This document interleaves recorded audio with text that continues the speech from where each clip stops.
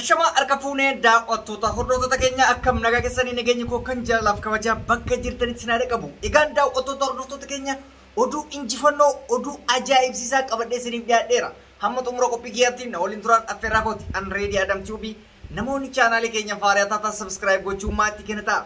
Odeeffannoon ajaa'ibsiisaa nuti isiniif qabnu goboon olaantummaa guddaa guyyaa kaleessa fi galgala edaa kabachiise keessaa konkolaataa baasii yookaan salaam baasisa jedhamu isa magariisa san guddaa namoota hedduu fe'uu fi akkasumas immoo konkolaataa Itiyoo Telekoom guututti to'annoo fi harka ofii jalatti galfatee jira. Isa qofaa miti gandoota hedduutti hidhamtoota siyaasaa fi akkasuma namoota hedduu hidhaa keessaa gadi baasaa jiraachuu fi yoo danda'ame odeeffannoo keenya gara dhumaatti irratti immoo Lataa Qananii Aagaa imala isaa gara Ameerikaa taasiseen simannaan uummanni Oromoo ga'e akka malee ho'aa ta'uu darbee walaloo isaatiif namoonni achitti dhiyaatan iddoo walankatee gara mana isaaniitti kan deebi'an odeeffannoolee akkasii tokko qabadhee isiniif dhiyaadheera amma xumuraatti na hordofaa isiniin jedha. Egaan daawwattootaa fi hordoftoota keenya akkuma beekamutti goboon injifannoo gurguddaa adeemsaa jira. Keessaayyuu naannawa zoonii kibbaa isa Booranaa dabalatee Gujii dabalatee kan Wallaggaatti haala ajaa'ibsiisaa ta'een konkolaattota adda addaa fattashuudhaan dabarsaa jiran viidiyoolee fi suuraalee isiniif maxxansaa turre jechuudha. Guyyaa kaleessaa garuu salaam baas isa jedhamu baasii Abashaa guddaa san isa magariisaa namni hin beekne jiru isaa fi konkolaataa Itiyoo Telekoom guutumaan guututti to'annoo fi harka ofii jala godhanii gabii yookaan galii woboodhaa taasisanii jiran. Kanarratti mootummaan haala ajaa'ibsiisaa ta'een gaddee yookaan cabee jira jechuudha. Qabeenyi hangana ga'u kun harka woboo galee jechuun hamma madaallamu laala. Woboon jabina darbee naannawa hedduutti jechuudha. Manneen hidhaa magaalota keessa deemuudhaan ijoollee siyaasaaf hidhaman shakkamanii jechuudha. Guutumaan guututti gadi yaasaa jiran jechuudha. Maaliif namoonni siyaasaan shakkaman osoo mana murtiin deebiin mana hidhaa gandaa keessatti dararamaa jiranii namoota mana hidhaa gandaa keessatti dararaman guututti gadi baasaa jiran. Gadi baasaa jiraachuu qofaa miti. Hawaasa naannoo tokkotti walitti qabanii hawaasa maalummaa Oromoon maaliif akka isaan qabsaa'an bilisiginnaan immoo kaayyoon isaan biyya san keessatti gochaa jiran maal akka ta'e akka bifa walga'iitiin teechisaniitiin haala ajaa'ibsiisaa ta'een hawaasa keenya hubachiisaa barsiisaa jiran jechuudha. Woboon akka malee jabaatee hojii boonsaa fi hojii nama gammachiisaa maqaa balleessiin bilisiginnaa irratti ooftusan guututti ofirraa balleessanii jiran jechuudha. Maqaa balleessiin isaan irra kaa'aa turan woboonni saamaa isin gudeedaa isinirraa hataa maali jedhan. Woboon garuu namoota rakkatan rakkoo baasaa kan beela baasaa kan gargaarsa adda addaa barbaadu gargaarsa taasisaa fi hubannoo Oromummaa fi Oromoo qofa kennaa jira jechuudha. Yeroo ammaa kanatti woboon sababa humni mootummaadhaa gara wayyaanetti qajeelee jiruuf woboonis hojii boonsaa bakka isa ilaallatutti qofa bakka hin galletti lolu woboon hin beeytani. Osoo bakka hin galletti lolee fiigetti billeeffuu wajji wal dhukaasa ture. La hojiin isaa hojii Oromoof Oromiyaa walaboomsutti malee dantaa Itoophiyaan jiraattee fi Itoophiyaan jiraachuu dhabdee irraan kaa'anne jechuudha.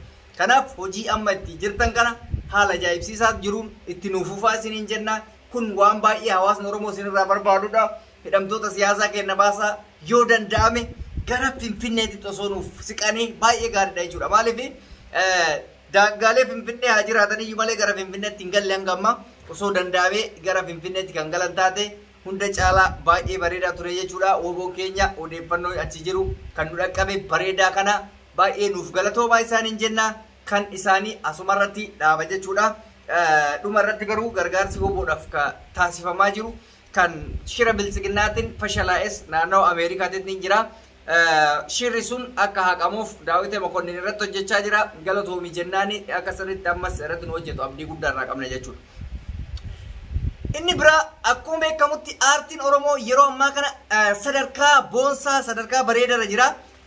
Wantoota nu amma dura jechaa turre keessa aartistoonni Oromoo maalidhaaf bifa ispoonsaraatiin bifa koonsartiitiin biyya alaatti yaamamaniitiin koonsartii guddaan hin qophoofneef jechaa turre san keessaa bara baranaa kan ittiin milkoofne Lataa Qananii Aagaa koonsartii guddaa biyya Ameerikaatti dhiyaateen milkaa'ee jira. Milkaa'uu keessa darburraa uummanni Oromoo kumaatamaan gadi ba'ee iddoon itti walga'an hanqatee guututti simachuu waan hin dandeenyeef inni kun irraa gara manaatti deebi'ee inni kun qofti simate jechuudha. Maaliif sababa baay'ina namaatiif jaalala kabajaa lataadhaaf qaban argisiisanii jiranii lataaf qofa osoo hin taane aartii Oromootiif kabaja akkamii akka qaban diiyaasporaan biyya Ameerikaa argisiisanii jiranii so lataa keenya boonsitanii jirtanii lataanis nu boonsee jira wanta kana isinaa baratu artistoota biraatillee affeerataniin haala koonsartii bareedaa akkanaa kana yoo dhiyeessitan artistoonni keenya aartiin keenya ol guddataa deema jechuudha. Abashoonni yoo argitan ji'aa fi ji'a lamaan ji'a sadiin waan aartii tokko tokko yaamanii keenya garuu haa ta'uti amma isa jalqabaa jechuun hin danda'ama. Lataa qofa osoo hin taane artistoota hafanillee nu yaamtanii abdii turtanii akkasuma isinillee immoo bohaartii fi wantoota adda addaa akka irraa barattan abdii qabna. Kanaaf Osfaanaa irratti haala ajaa'ibsiisaa ta'een dabarsanii Oromoon Ameerikaa kun baay'ee Oromoo jabaadha.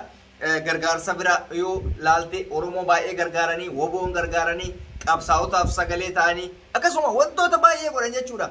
Osfaanaa jechuun sagantaa waggaatti qaban ispoortii adda addaa wantoota agarsiisa adda addaa beekamtii olii kennuu waan jedhamu wayiitu jira. Namoonni biyya Arabaa baay'ee beekuu dhabuun maltanii maaliif Osfaanaan qophii akka shaampiyoonaa wayii argite akka kulaan fakkeenyaaf Itoophiyaatti shaampiyoona bara 2000 akkanaa maal jedhanii waan akkasii Osfaanaa jechuun istaadiyoomii guddaa irratti taphoonni kubbaa jira ispoortiin adda addaa jira waltajjiin adda addaa haala hedduu jira jechuudha.